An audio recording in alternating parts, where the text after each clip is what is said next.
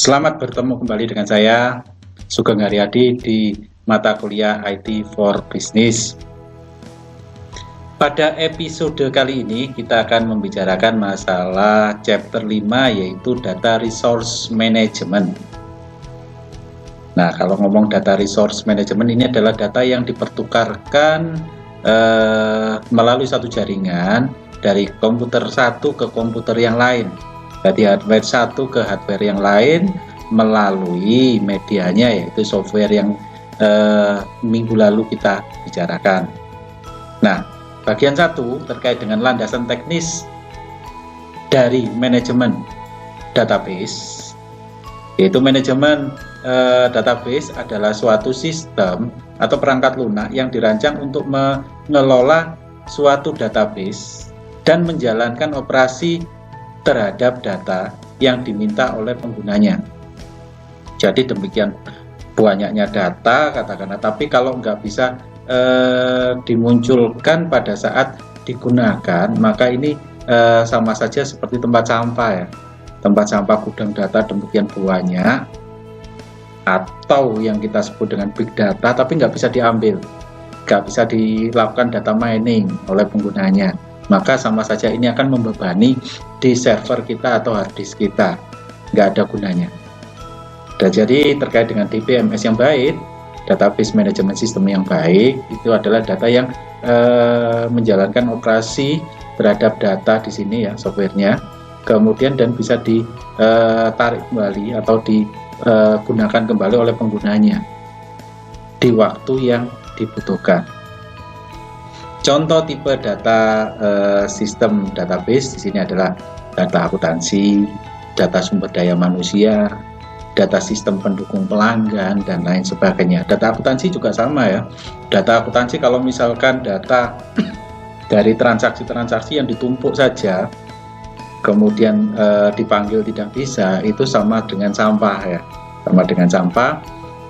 Tapi kalau misalkan data akuntansi dibutuhkan saat yang tepat, pada saat misalkan data produksinya sudah ada, kemudian ada pelanggan yang datang kemudian untuk membeli barang, ditawar dengan kemampuan pembelinya misalkan 1 juta katakanlah, kita terima atau tidak. Nah, ini tergantung pada data produksi. Data produksi variabel dan fixed cost-nya apakah menutup terkait dengan tawaran 1 juta tadi. Kalau menutup, ya akhirnya kita bisa mengambil untuk order terkait dengan itu tadi. Kalau datanya ternyata data produknya terlalu tinggi katakanlah, sehingga kalau kita paksakan untuk diambil, kita akan mengalami kerugian. Itu terkait dengan data produksi ya. Kemudian data akuntansi yang lain, pada saat akhir bulan katakanlah data akuntansi, kita bisa menyusun laporan keuangan, sehingga kalau misalkan diminta data keuangan pada akhir bulan, misalkan labanya berapa, kita bisa menyajikan laba pada akhir periode akhir bulan. Kemudian sumber daya manusia terkait misalkan terkait penggajian, payroll katakanlah. Nah, ini terkait juga dengan akhir bulan.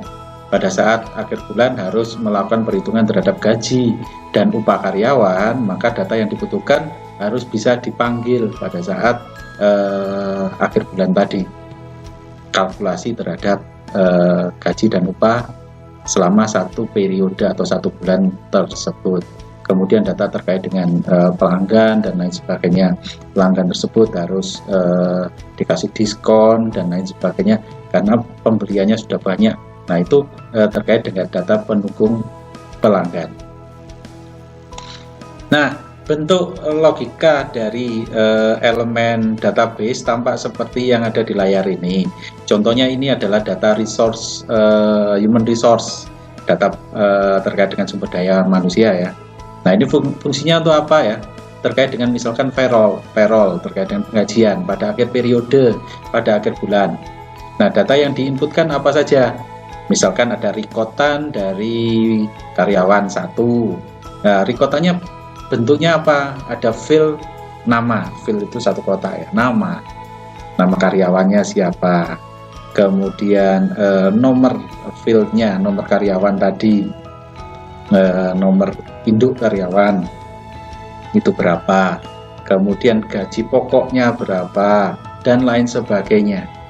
Nah, ini satu karyawan saja. Karyawan yang lain, karyawan kedua juga sama, harus input terkait dengan nama karyawan kedua, kemudian nomor induknya karyawan, gajinya pokok berapa.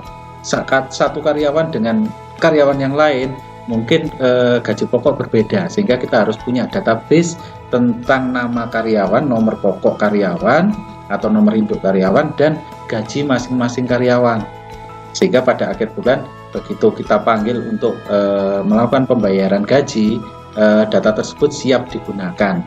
Nah, itu terkait dengan data karyawan. Kemudian benefitnya, nah ini kaitannya kita bisa tepat waktu dalam kaitannya dengan penggajian, itu ya, terkait dengan database karyawan.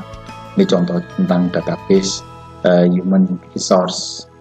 Kemudian terkait dengan database utility-nya akan tampak seperti ini. Jadi misalkan terkait dengan utility database-nya, nah kalau misalkan terkait dengan karyawan atau terkait dengan pembayaran dan lain sebagainya, nah ini hubungannya dengan apa? Hubungannya dengan billing. Kita mencetak nota, kemudian proses pembayarannya dilakukan oleh kasir dan lain sebagainya, sehingga datanya harus akurat terkait dengan database ini. Nah, itu terkait dengan hubungannya dengan apa? Nah, ini hubungannya dengan bill ataupun bukti transaksi yang diberikan pada customer. Kemudian customer melakukan pembayaran, customer menggunakan itu sebagai tolak ukur dan lain sebagainya. Nah, ini kaitannya dengan service yang dilakukan oleh perusahaan. Berikutnya terkait dengan struktur database. Struktur database secara umum ada beberapa bagian. Di sini ada hierarkis, ada jaringan, ada relasional atau hubungan atau saling berhubungan ya. Kemudian berorientasi pada objek, atau yang terakhir sendiri multidimensi. Nah, satu persatu yang akan kita bahas.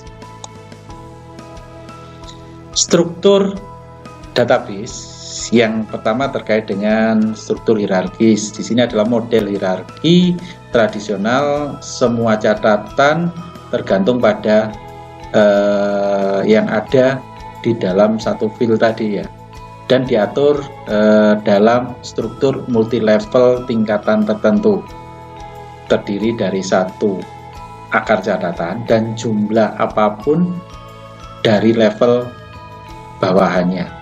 Elemen data apapun dapat diakses dengan bergerak secara progresif ke bawah dari akar dan ke seluruh cabang dari pohon sampai catatan yang diinginkan. Jadi modelnya model tree atau pohon di situ ya. Kemudian kalau struktur jaringan di sini berhubungan dengan banyak ke banyak ya. Jadi satu data yang berhubungan banyak data, kemudian dengan berhubungan dengan yang lain lagi banyak data yang lain. Jadi modelnya saling berhubungan antara catatan, model jaringan yang dapat diakses elemen data dengan mengikuti satu dari beberapa jalur, karena elemen data apapun atau catatan terkait dengan akar apapun dari elemen data yang lain. Nah, ini contoh hierarki data. Jadi satu database itu merupakan kumpulan dari banyak file. Jadi file 1, file 2, file 3. Nah, itu kalau dikumpulkan jadi satu, itu menjadi database. Nah, satu file ini adalah kumpulan dari banyak record. Kumpulan dari banyak record. Nah, katakanlah misalkan record data karyawan. Nah, record data karyawan itu kan ada terkait dengan karyawan 1, karyawan kedua, karyawan ketiga. Nah, karyawan ke-1 tadi namanya siapa, nomor induk karyawannya berapa, gaji pokoknya berapa, itu satu tampilan rekotan. Nah, kemudian untuk mengetik nama, katakanlah untuk mengetik nama itu kan ada tempat kotaknya sendiri kan ya. Nah, itu namanya field. Jadi file tadi terdiri dari banyak recordan, terdiri dari banyak record ya. Nah, satu record terdiri dari banyak file komponen dari misalkan terkait dengan identitas karyawan, ada nama karyawan. Nah, itu satu file sendiri untuk nama karyawan. Ada tempat tanggal lahir karyawan, itu satu file sendiri untuk tempat tanggal lahir karyawan. Kemudian ada gaji pokoknya, ada file sendiri. Jadi satu recordan itu merupakan kumpulan banyak file terkait dengan karyawan yang pertama tadi. Nah, satu file, satu ketikan katakanlah nama gitu kan ya, itu merupakan kumpulan banyak karakter. Karakter itu dalam artian huruf dan angka ya. Misalkan namanya Sugeng Haryadi, misalkan seperti itu. Ini kumpulan dari karakter S, U, G, E, N, G. Nah, itu kumpulan dari karakter-karakter ya. Jadi satu tampilan file itu kumpulan dari banyak huruf atau karakter. Nah, satu karakter itu kumpulan dari banyak bit. Bit itu antara bahasa mesin yang kita bahas di software. Nah, itu kaitannya dengan 0 dan 1. Untuk menampilkan huruf A katakanlah di dalam interface, itu adalah merupakan kombinasi 0 dan 1, sehingga menampilkan satu huruf, satu karakter di dalam tampilan layar monitor. Sehingga tampilannya akan tampak seperti itu. Jadi, bit kumpulan dari bit yang banyak, itu akan membentuk karakter. Kumpulan dari banyak karakter, huruf dan angka akan menjadi satu file. Kumpulan banyak file akan menjadi satu recordan, satu record ya.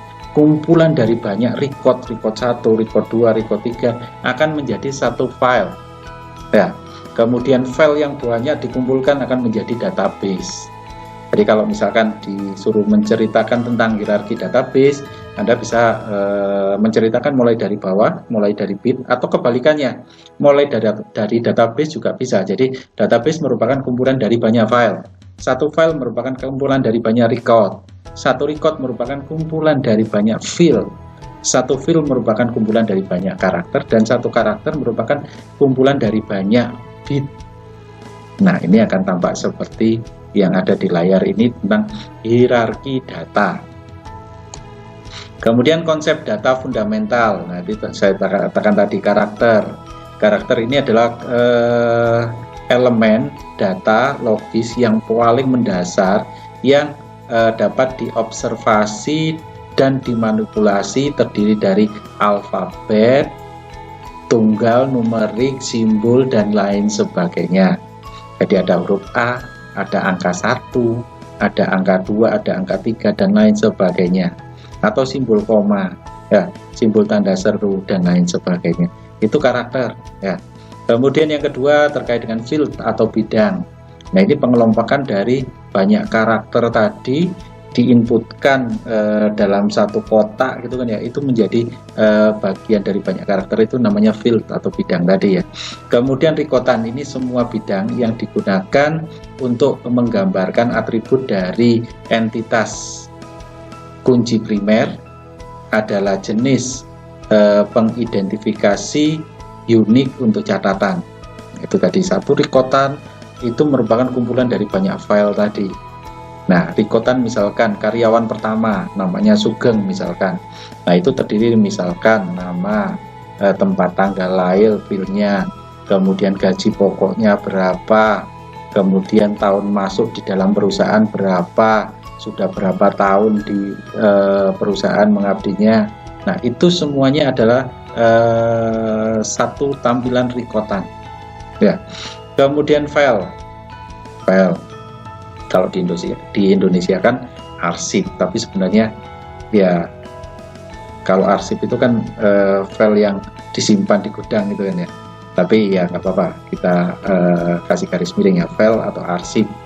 Nah, ini data yang terlepas dari nama yang digunakan, pengelompokan apapun yang terkait catatan dalam bentuk tabulasi, baik dalam bentuk baris maupun kolom. Nah, ini terkait dengan file. Jadi file tadi kumpulan dari banyak record ya. Nah, file ini bisa ada kolom, kemudian satu baris, Ini tampilannya nanti database-nya dalam bentuk satu rekotan, atau kebalikannya, satu kolom itu satu rekotan, kemudian barisnya itu terdiri dari banyak rekotan, itu juga bisa. Kemudian database atau basis data di sini adalah kumpulan data yang disimpan secara sistematik dalam komputer yang dapat diolah dan dimanipulasi kembali ya dengan perangkat lunak untuk menghasilkan informasi.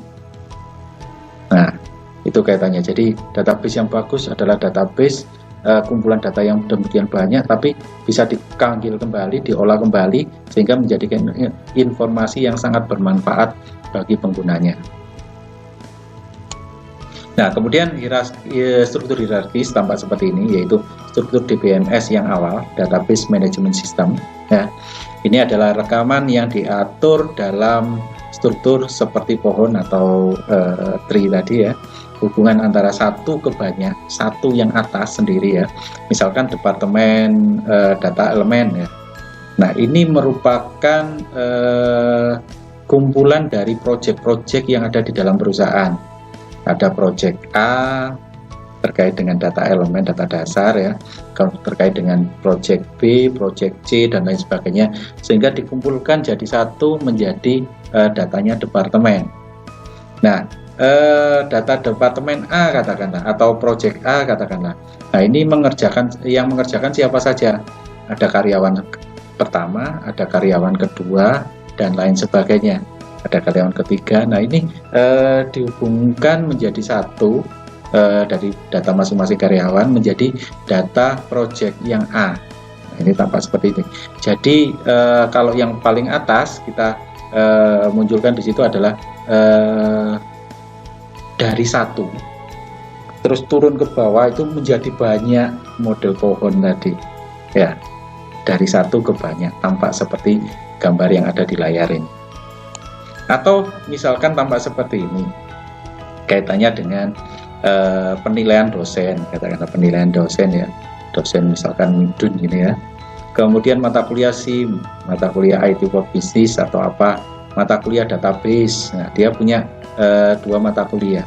Kemudian ada mahasiswa di mata kuliah SIM atau IT for Business, katakanlah ada mahasiswa satu, ada mahasiswa kedua, ada mahasiswa ketiga. Kemudian dari mata kuliah database ada mahasiswa keempat, ada mahasiswa kelima, sehingga dosen satu ini memiliki banyak data terkait dengan nilai mahasiswa mulai 1 sampai ke 5 tadi, sehingga satu ke banyak tampilannya tampak seperti yang ada di sini. Ini model struktur hierarkis. Kemudian kalau struktur jaringan tampak seperti ini ya, struktur jaringan misalkan departemen A dan departemen B. Nah, departemen A katakanlah mempunyai dua karyawan, karyawan pertama, karyawan kedua, dan karyawan ketiga. Kemudian ada proyek A, ada proyek B. Nah, proyek A ternyata tidak bisa dikerjakan oleh karyawan 1 dan 2, sehingga nggak bisa dikerjakan oleh departemen A saja. Akhirnya meminta bantuan ke karyawan ketiga melalui departemen B, sehingga proyek A ini dikerjakan oleh karyawan 1, 2, 3. Kemudian proyek B katakanlah tidak bisa dikerjakan oleh departemen B saja karena butuh bantuan dari karyawan pertama. Nah, proyek B ini dikerjakan oleh karyawan pertama dan karyawan ketiga. Nah, ini modelnya struktur jaringan. Jadi nggak bisa ada keputusan yang diambil dari model pohon tadi ya, sehingga saling membantu, saling silang gitu ya. Digunakan beberapa paket DBMS mainframe untuk hubungan dari banyak ke banyak. Dari 2 itu kan lebih dari 1 kan ya. Kemudian ke banyak, employee-nya banyak ya. Kemudian project-nya juga banyak lagi. Jadi dari banyak ke banyak. Nah, model jaringan yang ini juga sama seperti ini ya. Jadi struktur departemen A, departemen B. Nah, ini barusan tadi ya. Dalam bentuk bahasa Indonesianya ya, karyawan 1, karyawan 2, karyawan 3, project A katakanlah dikerjakan oleh karyawan 1, 2, dan 3. Project B dikerjakan oleh karyawan 1 dan 3 ya. Karyawan 1 merupakan bagian dari departemen A dan karyawan 3 merupakan bagian dari departemen B. saling mengisi terkait dengan jaringan. Nah, sekarang kita masuk ke struktur relasional. Ini adalah terkait dengan semua elemen data dalam database yang ditampilkan seperti yang tersimpan dalam sebuah tabel 2 dimensi yang sangat sederhana. Terkadang merujuk pada sebagai hubungan satu tabel dengan kolom dengan baris gitu kan. Nah, tabel dalam database relasional di sini adalah file datar yang memiliki baris dan kolom. Nah, ada operasional dasar yang ditampilkan pada database relasional ini. Yang pertama adalah operasi secara temporer, dan yang kedua operasi secara penggabungan, dan yang ketiga operasi secara project. Nah, tampilannya tampak seperti ini ya. Jadi ini terkait dengan struktur relasional terkait dengan database. Jadi misalkan departemen ada departemen A, departemen B, departemen C katakanlah. Nah, kemudian karyawannya siapa saja itu juga bisa diisikan di sebelah nama di sini ya, di kolom nama. Kemudian tabel yang berikutnya, tabel yang lain lagi. Ini adalah karyawan 1, karyawan 2, karyawan 3. Dia bekerja di mana? Ternyata muncul di departemen A. Nah, ini kan saling berhubungan. Jadi departemen A mempunyai karyawan, kalau di tabel 1 ini adalah karyawan pertama. Kemudian di tabel karyawan 1 bekerja di departemen A. Nah, ini saling berhubungan, saling relasi antara dua tabel departemen dan tabel karyawan. Kemudian yang lain lagi terkait dengan tampak seperti ini, dosen wali atau terkait dengan wali murid atau apa ya, ini misalkan. Nah, ini ada nama siswanya, ada nama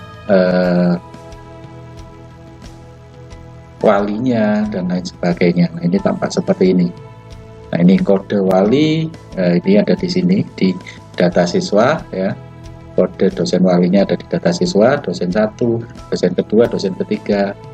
Nah, kemudian di dosen di sini saling berhubungan ya, dosen terkait dengan dosen wali di sini kode walinya.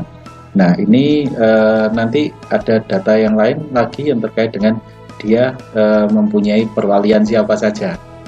Nah, ini kaitannya dengan struktur relasional. Kemudian struktur multidimensional. Nah, ini kaitannya dengan variasi dari model relasional yang menggunakan struktur multidimensional untuk mengorganisasi data dan mengekspresikan hubungan antara data. Manfaat dari database multidimensional ini adalah struktur ini memberikan cara yang rapi dan mudah untuk memahami atau dipahami dalam memvisualisasi dan memanipulasi elemen dari data yang memiliki banyak interrelasi, hubungan saling satu dengan yang lainnya. Nah, tampak seperti ini multidimensi ya.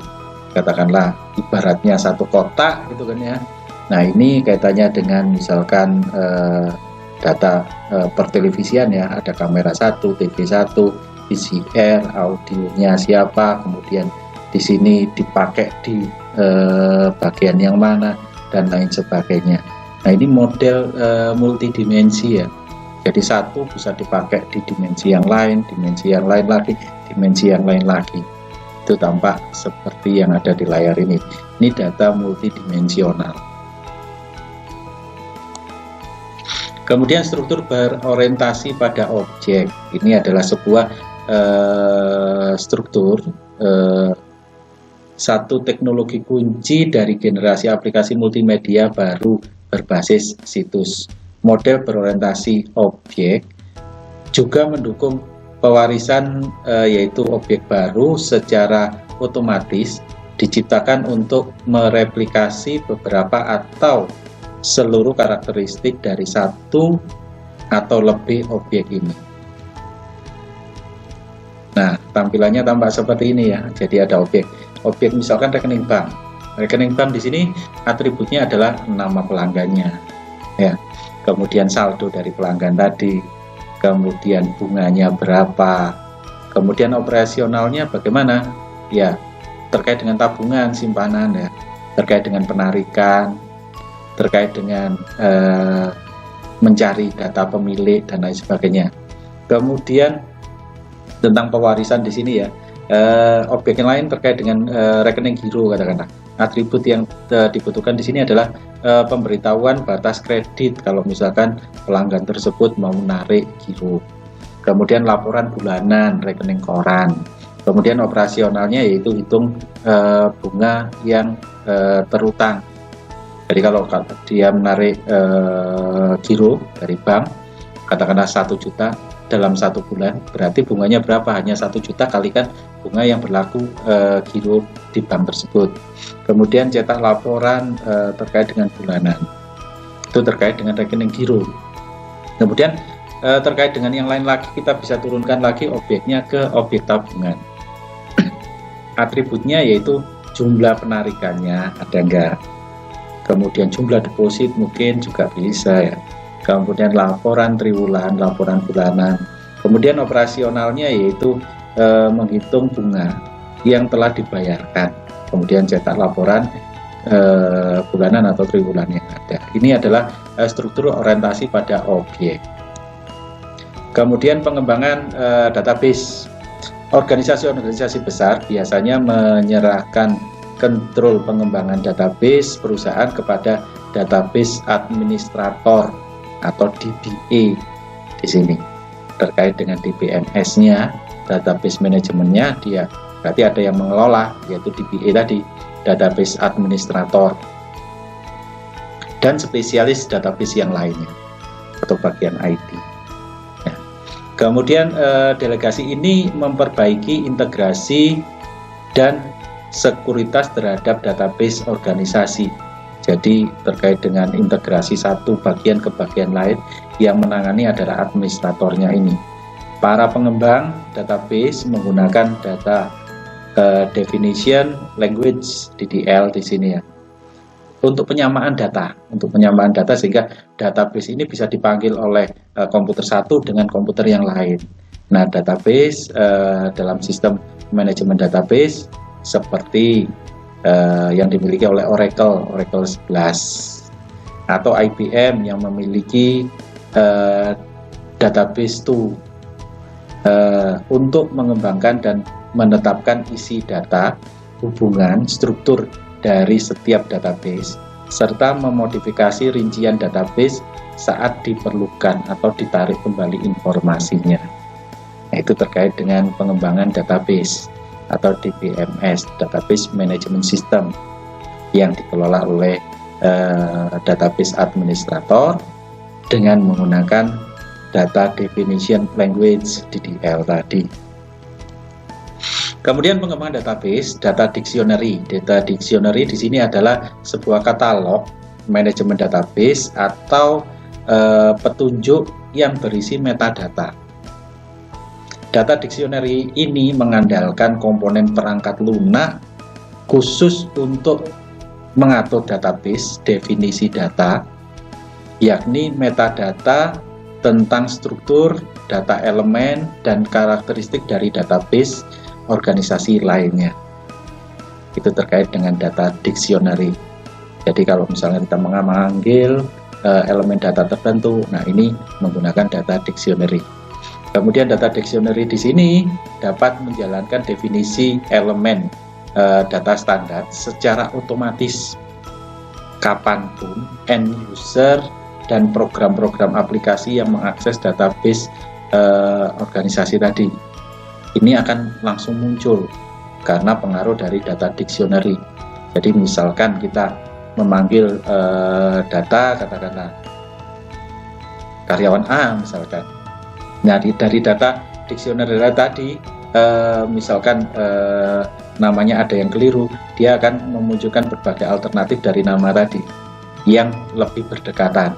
akhirnya memunculkan data yang kita tuju. Kita klik data tersebut, akhirnya memunculkan data terkait dengan karyawan yang kita tuju. Nah, ini kaitannya dengan data dictionary.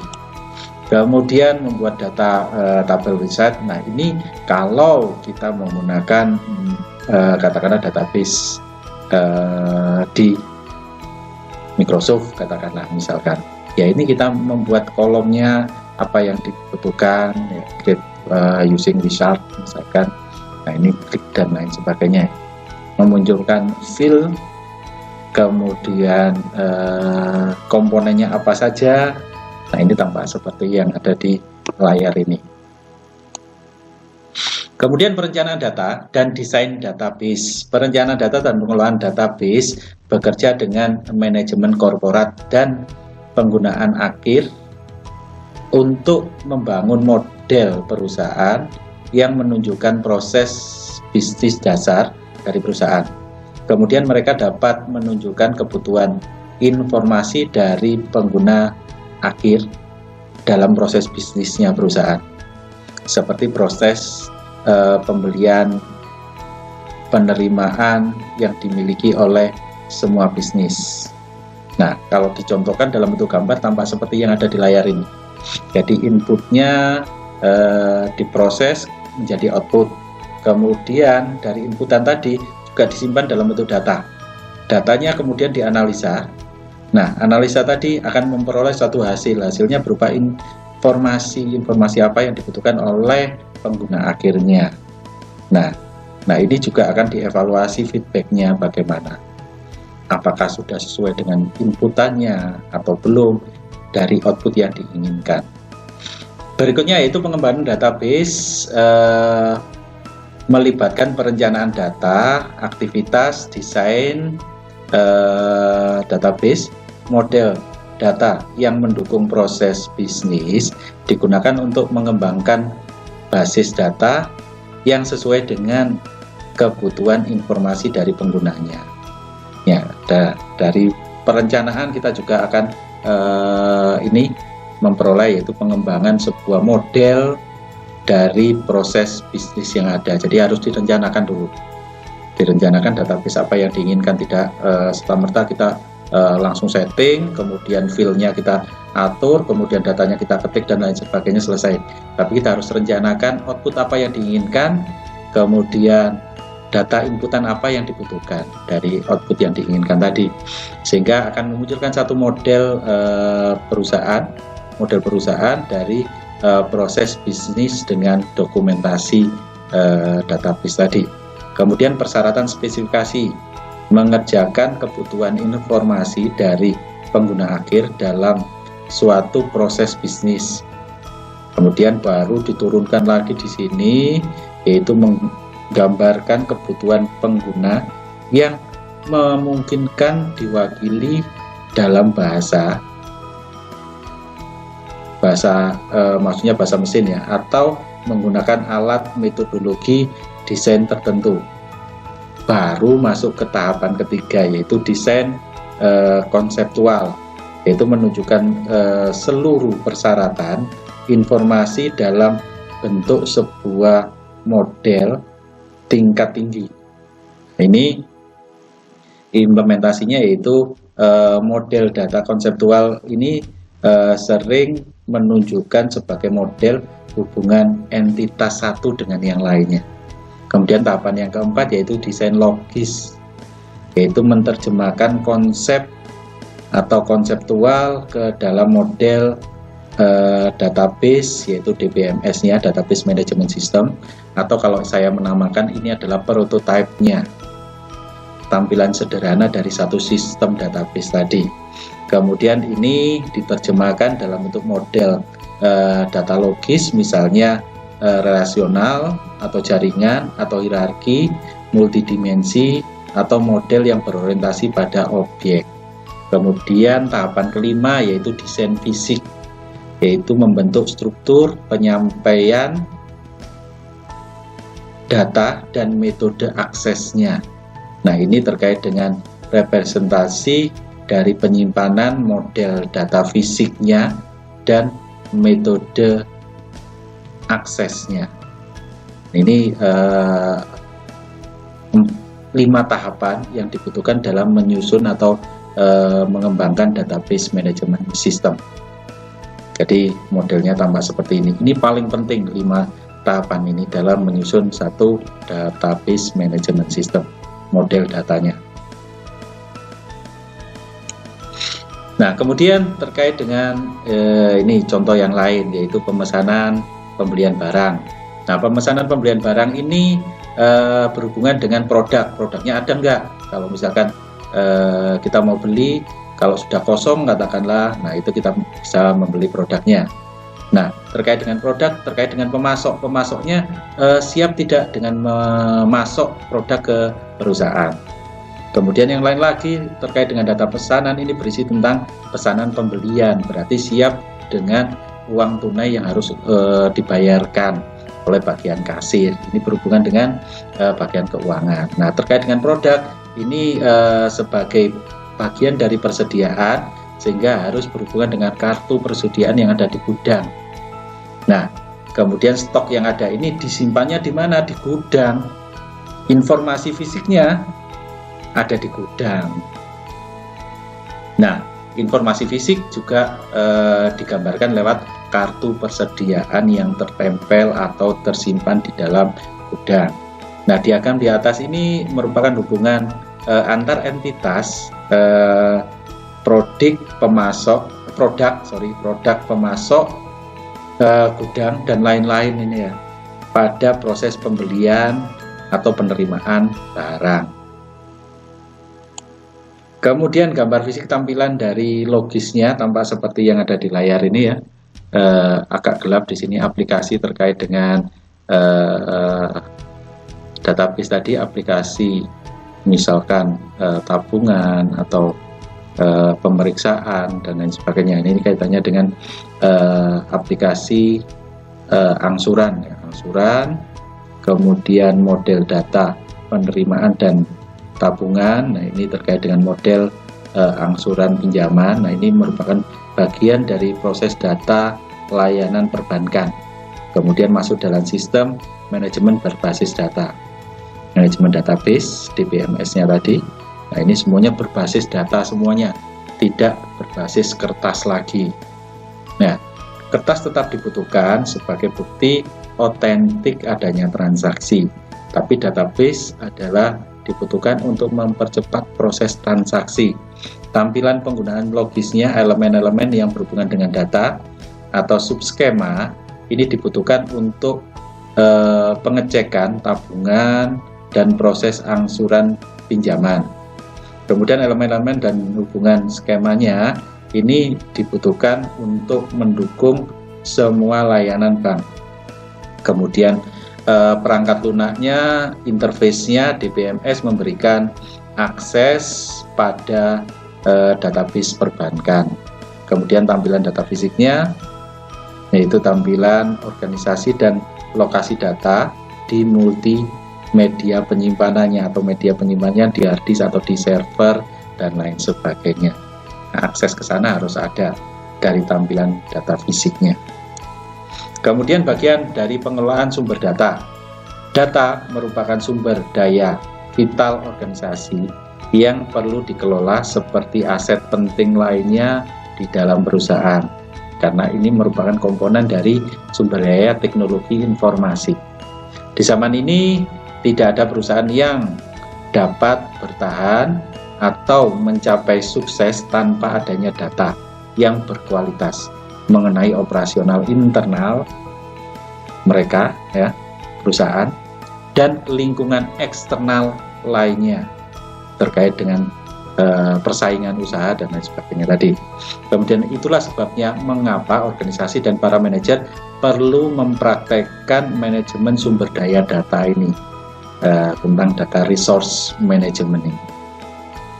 Nah, manajemen sumber daya data atau data resource management ini merupakan aktivitas manajerial yang menerapkan sistem teknologi informasi seperti manajemen database, data warehousing, dan data manajemen lainnya sebagai alat untuk mengelola sumber data organisasi dalam memenuhi kebutuhan informasi dari stakeholder mereka.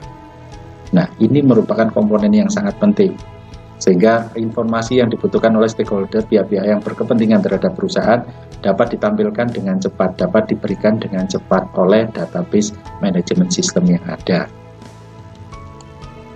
Nah, database ini adalah susunan dari record data operasional yang lengkap yang sudah saya paparkan di awal, model hierarkis dari organisasi ataupun perusahaan yang diorganisir, disimpan secara terintegrasi dengan menggunakan metode-metode tertentu, sehingga mampu memenuhi informasi yang optimal yang dibutuhkan oleh penggunanya. Jadi saya katakan di awal tadi, database ini merupakan kumpulan data yang banyak sekali. Tapi kalau tidak bisa dikelola dan dijadikan informasi yang berguna bagi perusahaan, maka database itu adalah merupakan kumpulan dari sampah yang banyak dan membebani hard disk dan server kita. Tapi kalau informasi tadi bisa diolah dan data tadi bisa diolah dan dijadikan informasi yang berpengaruh pada perusahaan, maka ini database yang bagus, database yang bisa ditarik kembali, memberikan analisa, memberikan informasi lebih untuk persaingan usaha bagi perusahaan. Kemudian jenis-jenis database, yaitu operasional database yang pertama, kemudian analytical database. Yang pertama dulu, operasional database, yaitu database jenis ini dapat menyimpan data dengan rinci agar dapat dioperasikan oleh seluruh organisasi, menyimpan data terinci yang dibutuhkan untuk mendukung proses bisnis, persaingan, dan lain sebagainya tadi, dan operasional perusahaan terkait dengan produksi dan lain sebagainya. Kemudian dalam hal ini mereka juga dapat disebut sebagai subjek area database atau SADB. Transaksi database atau produksi database ini ya merupakan bagian dari SADB tadi. Kemudian biasanya disebut juga area basis data subjek, basis data transaksi, dan basis data produksi. Contoh dari operasional database ini adalah database yang digunakan pelanggan, database akuntansi, dan lain-lain. Nah, ini contoh dari operasional database ya. Kemudian analytical database, yaitu database menyimpan data dan informasi yang diambil dari operasional yang atasnya tadi ya, yang dipilih, dan external database, dari external database juga ya. Mereka terdiri dari catatan informasi yang direkam yang paling dibutuhkan oleh sebuah organisasi, manajemen, dan end user lainnya. Beberapa orang menyebut analitis database sebagai multidimensi database yang modelnya kotak tadi ya. Kemudian manajemen database dan atau informasi database. Kemudian jenis-jenis database yang lain yaitu database eksternal dan database hipermedia. Database eksternal, database ini mampu menyediakan akses ke bagian eksternal. Data yang disimpan nantinya akan digunakan untuk keperluan komersial. Akses ke dalam database ini lebih mudah karena diperuntukkan bagi publik. Jadi ini untuk data-data publish. Jadi yang diperbolehkan untuk akses dari pelanggan atau stakeholder yang lainnya. Itu data eksternal, database eksternal. Kemudian database hipermedia, ini adalah kumpulan dari halaman-halaman multimedia yang saling berhubungan di sebuah situs web. Mereka terdiri dari homepage dan halaman hyperlink lain dari multimedia atau campuran media seperti teks, grafik, gambar, foto, video klip, audio, dan lain sebagainya. Nah, hipermedia ini sebagai alat pengembangnya sebenarnya.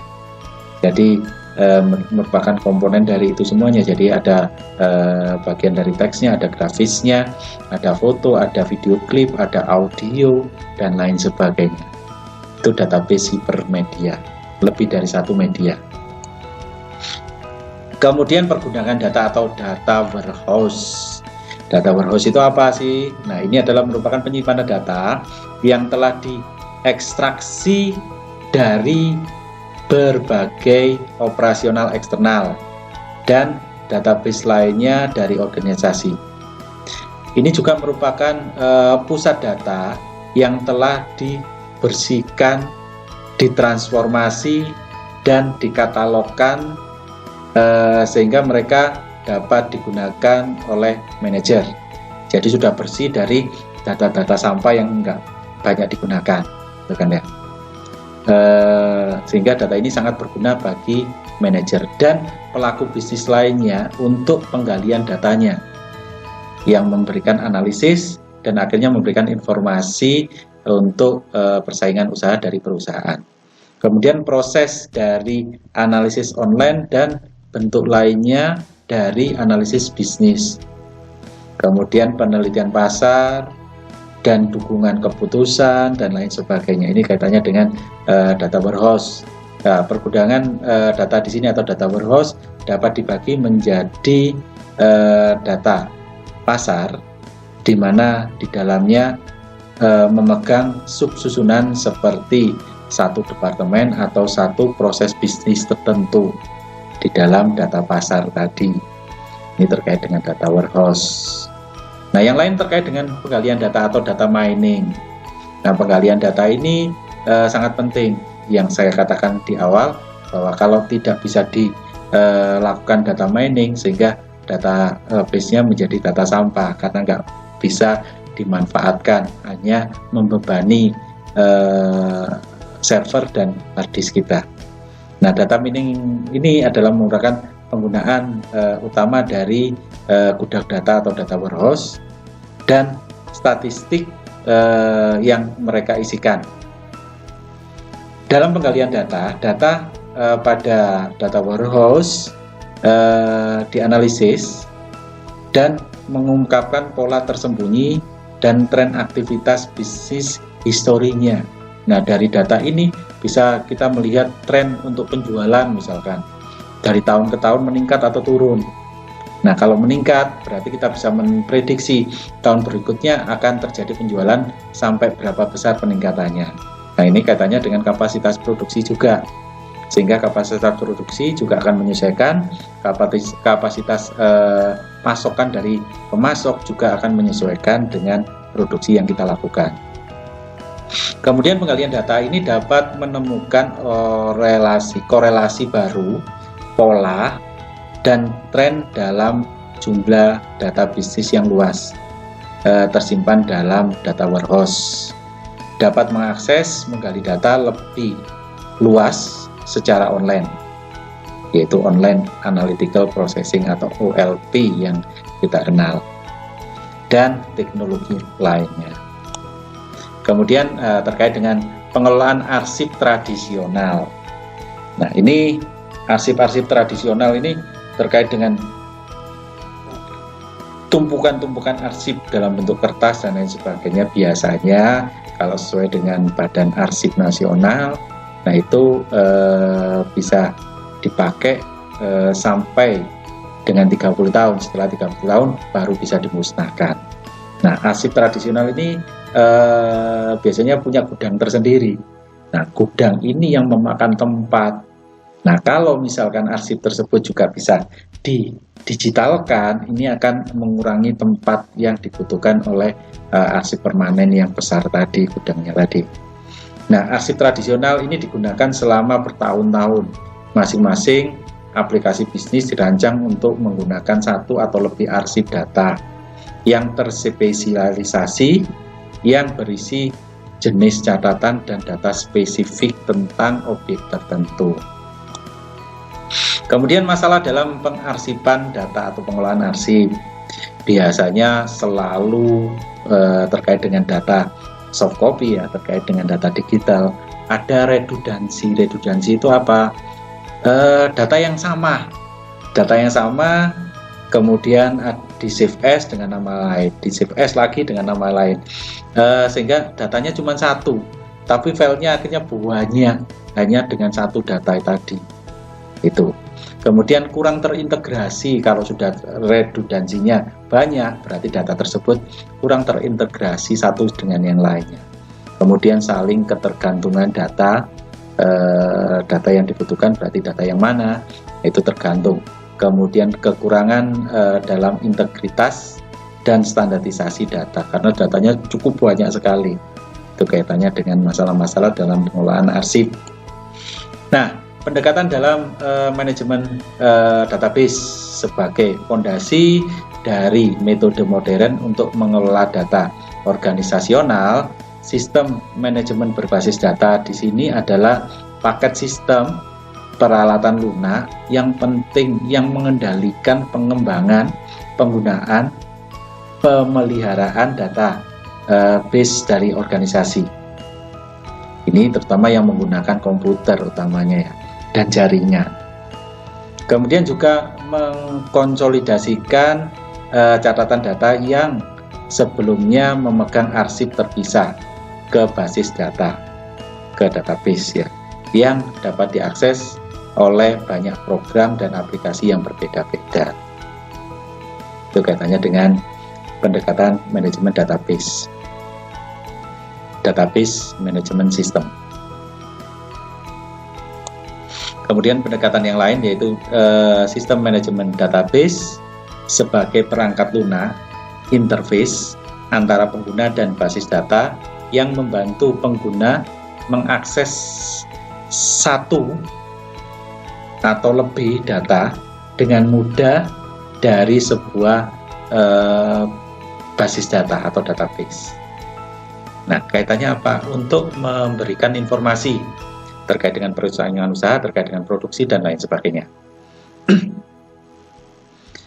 Tiga fungsi dari sistem manajemen database atau database management system. Yang pertama yaitu membuat database baru dan aplikasi database. Yang kedua memelihara kualitas data di dalam organisasi database, dan yang ketiga memberikan informasi yang dibutuhkan oleh pengguna akhirnya sehingga diciptakan database. Ya, fungsinya untuk ini tiga-tiganya ini. Kemudian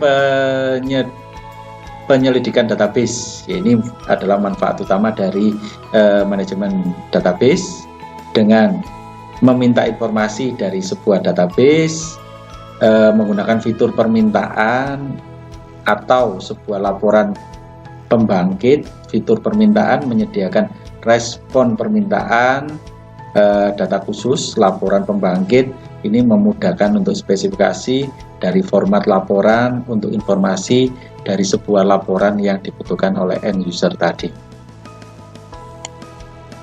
Kemudian pemeliharaan database ini melalui satu sistem pengelolaan transaksi dan aplikasi pengguna akhir lainnya dengan menggunakan DBMS, Database Management System. Itu tentunya dengan aplikasinya. Kemudian basis data atau database ini membutuhkan pembaruan berkesinambungan untuk merefleksikan transaksi bisnis baru dan peristiwa lainnya. Jadi didigitalisasi dalam bentuk database tadi. Kemudian sebagai pengembang aplikasi, pengguna akhir, dan analisis sistem, dan pengembangan aplikasi lainnya dapat menggunakan bahasa pemrograman. Nah, ini ada beberapa bahasa pemrograman ya. Dan penggunaan alat pengembangan perangkat lunak yang diberikan oleh banyak paket DBMS untuk membangun program aplikasi bisnis secara umum. Nah, itu terkait dengan materi database management system atau database management. Nah, tugas hari ini terkait dengan kasus real, katakanlah namanya PT ABC yang sebenarnya kasusnya bukan PT ABC ya, tapi saya rubah namanya menjadi PT ABC ya. PT ABC ini adalah salah satu perusahaan eksportir di bidang pertanian, berlokasi di Kota Medan, Provinsi Sumatera Utara. Hasil pertanian ini diekspor ke beberapa negara ya, antara lain berupa kopi seperti tampilan yang ada di layar ya, kopi ini ya, kemudian arang kayu, sapu lidi, kayu manis, dan lain sebagainya. Nah, perusahaan ini tidak melakukan proses produksi, tetapi hanya berperan sebagai pengumpul distributor ya, dari agen atau petani yang berasal dari seluruh Sumatera Utara dan Aceh. Nah, untuk kasusnya saya bacakan saja ya, Anda perhatikan. Nah, terkait dengan hasil tadi ya, perusahaan tidak melakukan proses produksi, tetapi hanya berperan sebagai pengumpul dari agen dan petani yang berasal dari seluruh Sumatera Utara dan Aceh. Nah, pada umumnya pembayaran hasil pertanian kepada agen maupun petani dilakukan secara tunai. Jadi perusahaan harus menyiapkan uang tunai dalam jumlah besar. Ya, nah ini kan berarti mempunyai resiko dirampok, resiko kejahatan lainnya dan lain sebagainya, karena menyimpan uang tunai dalam jumlah besar. Kemudian setelah mengumpulkan dari agen-agen, selanjutnya PT ABC melakukan sortir kualitas terhadap produk yang dibeli tersebut, yang dikerjakan oleh buruh-buruh pabrik. Jadi kualitas kopi yang premium disendirikan, kualitas kopi yang KW1 disendirikan, KW2 sendiri, dan KW3 sendiri juga. Nah, ini kaitannya dilakukan oleh buruh-buruh pabrik berdasarkan sistem dan prosedur manual yang sedang berjalan pada PT ABC. Jadi prosedurnya atau aturan-aturannya secara manual disampaikan. Maka terdapat beberapa permasalahan pada proses terkait dengan penjualan dan kebutuhan terhadap sistem yang diuraikan sebagai berikut. Anda perhatikan ini kasusnya. Yang pertama yaitu proses penerimaan pesanan pelanggan. Kontrak yang diterima dari pembeli dimasukkan secara manual ke dalam tabel-tabel dan aplikasi Microsoft Excel. Jadi di Excel kan sudah digital berarti kan ya, tapi manual, ngetiknya secara manual. Dalam hal ini tidak efisien karena akan memakan waktu yang lama untuk proses-proses berikutnya pada proses penjualan. Nah, ini kalau misalkan ada permintaan, dia tidak bisa memastikan stoknya ada tidak, karena harus diinput secara manual dan disampaikan ke flash disk, dari flash disk ke flash disk gitu kan. Kemudian oleh sebab itu dibutuhkan suatu sistem database untuk memasukkan pesanan pelanggan atau order, sehingga memudahkan pada proses penjualan selanjutnya. Silakan analisis untuk permasalahan pertama ini. Kemudian ada permasalahan kedua. Permasalahan kedua yaitu pada proses penyimpanan dokumen pengiriman dan pesanan pelanggan, packing list digunakan sebagai dasar pemeriksaan barang oleh pihak-pihak yang terkait, sehingga di dalam packing list terdapat rincian barang-barang yang akan dikirimkan. Kemudian pada sistem dan prosedur secara manual, packing list dibuat hanya dengan mengetikkan data tersebut ke dalam aplikasi Microsoft Word. Jadi Microsoft Word saja, kemudian dicetak dengan menggunakan printer dengan media kertas ya, tersebut dipotong, dilem, kemudian ditaruh di packing listnya tadi ya. Kemudian begitu juga dengan pembuatan faktur dagangnya atau invoice-nya. Hal ini tidak efisien karena umumnya data-data yang dimuat di packing list, yang diprint tadi, dibuat tadi, ataupun di invoice itu harusnya sama. Dan di sini memang sama karena ya invoice sama packing listnya tadi dicetak jadi satu kan ya. Sebab itu dibutuhkan satu sistem database untuk memasukkan packing list dan invoice. Jadi data sudah dimasukkan ke dalam packing list, maka secara otomatis data-data yang ada dari packing list tersebut dimuat di invoice-nya, nggak ngetik 2 kali. Ya, ini masih ngetik 2 kali, invoice-nya ngetik sendiri, kemudian packing list-nya juga ngetik sendiri. Kemudian ngeprint, ditempel, satunya ngeprint juga, tapi dikirimkan sebagai invoice.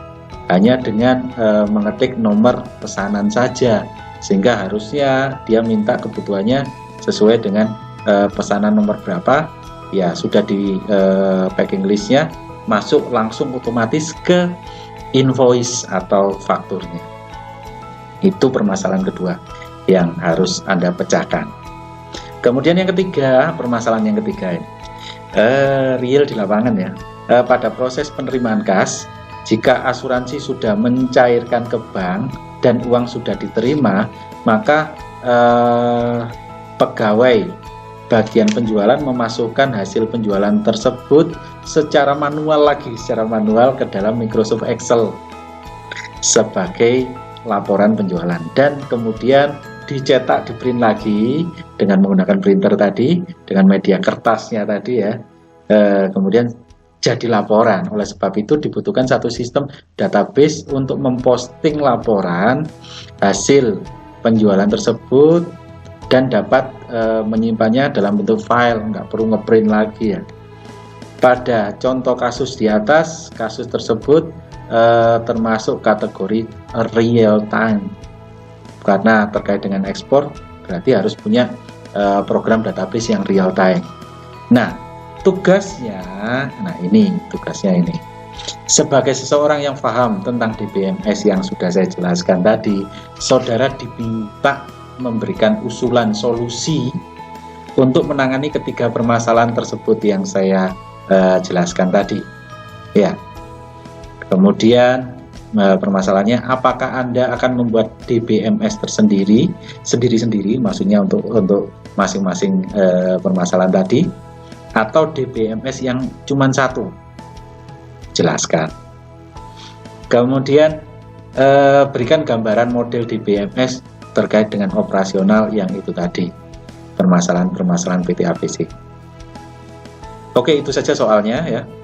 Kemudian Anda tuliskan jawaban Anda di selembar kertas. Kemudian silakan foto kalau sudah, kirimkan di @moodle masing-masing. Kalau sudah dikirimkan beserta QR code ya, QR code sebagai tanda absensi. Selamat menyimak, selamat mengerjakan. Sampai ketemu lagi di episode selanjutnya dari IT for Business ini.